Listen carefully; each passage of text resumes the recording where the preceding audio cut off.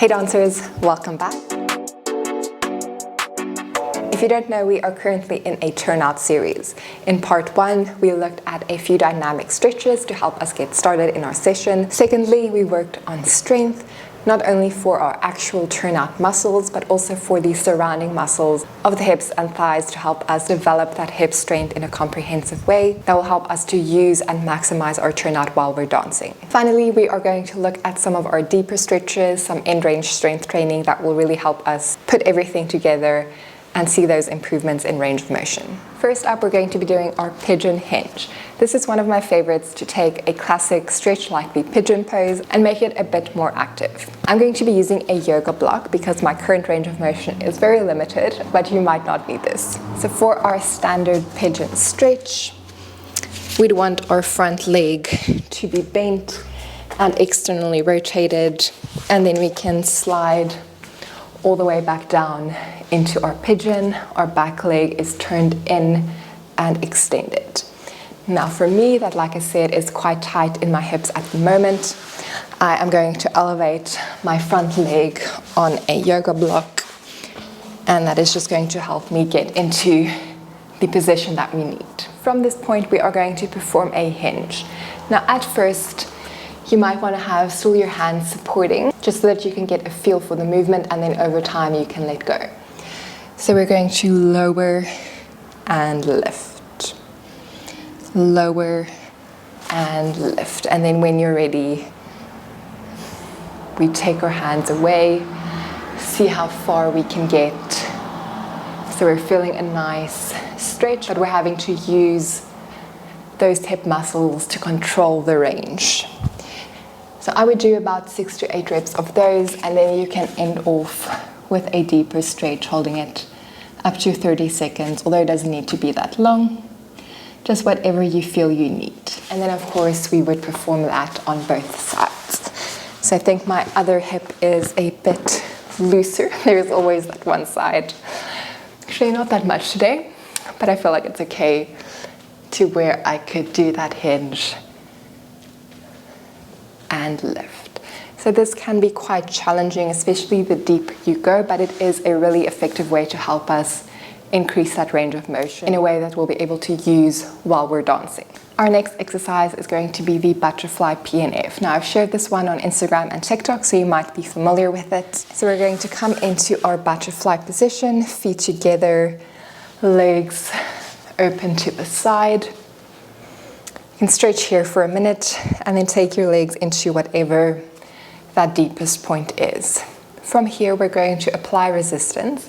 So with my hands, I'm going to push down into my legs while my legs are pressing up into my hands. So my legs aren't really going to go anywhere. It might not look like anything's happening, but I can feel that resistance. So hands press down while legs press up. We're going to do this for 6 seconds. Then I'm going to relax and see if I can take my legs a bit further down. I'm going to hold them in that deeper point for about 30 seconds. From that point, I can decide if I want to do this a few more times. So apply resistance for those 6 seconds. I'm not counting now, just going by feeling.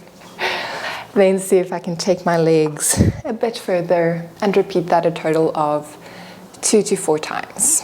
So that one is more so targeting our inner thighs, but that's also helpful for opening up those hips. With your PNF stretches, I always recommend doing them at the end of your session, so you wouldn't want to do them necessarily in your class warm-up or early on in a training session, but at the end they can be a great option to add. Finally, we're just going to do a few stretches lying on our back. So I'm going to start just bending and extending my right leg. My left leg is bent, but you can extend it along the floor as well. From this point, I'm going to extend my leg slightly. So not all the way, but it's also not in this 90-degree angle, just kind of that in-between position. From there, I'm going to try and isolate movement from my hip. So I'm going to try and turn my leg out, back to neutral, turn it in.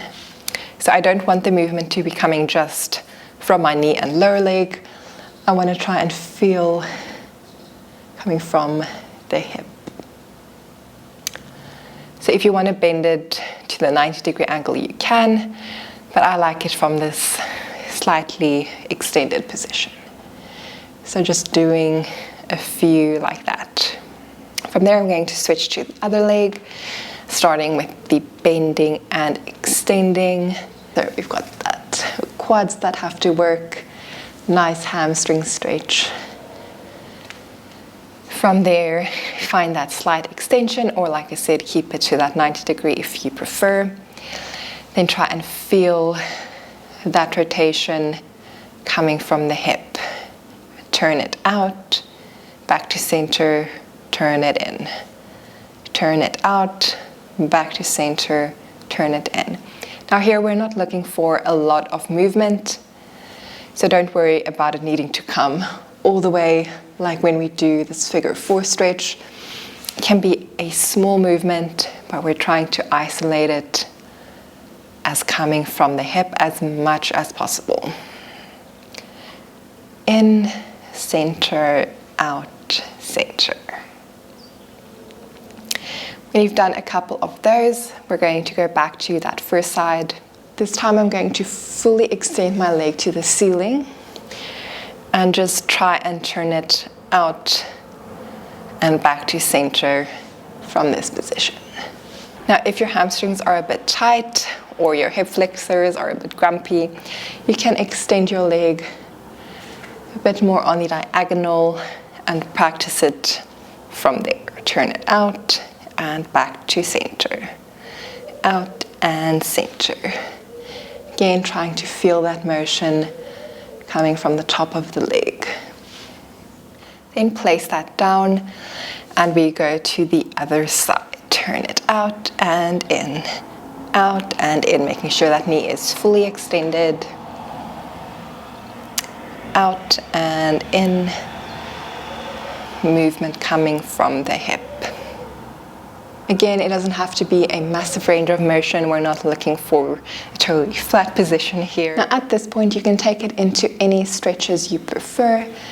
So we have that classic figure 4 stretch that's nice for stretching out the glutes, the rotators, and practice your splits, leg hold, downward dog, lunges. So by this point, you should be nice and warmed up and able to do some of those deeper static stretches. So I hope you found these videos helpful so far. I'll have the playlist linked below if you want to check out the other videos, as well as my foundational strength program for dancers. So that will take you through all the basic training principles and movement patterns like squat, hinge, push and pull. So you can really work on that full body strength. We're getting into mobility, control, coordination, basically everything you need to lay a solid foundation that will improve your dance performance. Because these more targeted exercises can be great, but without the right foundation, they're not going to lead to a lot of long-term changes or improvements. And we also need a strong foundation to help prevent injuries. So check that out if you want to know more. The next series I'm planning is going to focus on power and plyometric training to help with our jump. So petit allegro, grande allegro, everything in between, other styles of dance. It will help out with all of that. If that sounds like something you need, want to learn more about, make sure that you are subscribed so you don't miss out. Thanks for joining me. See you soon.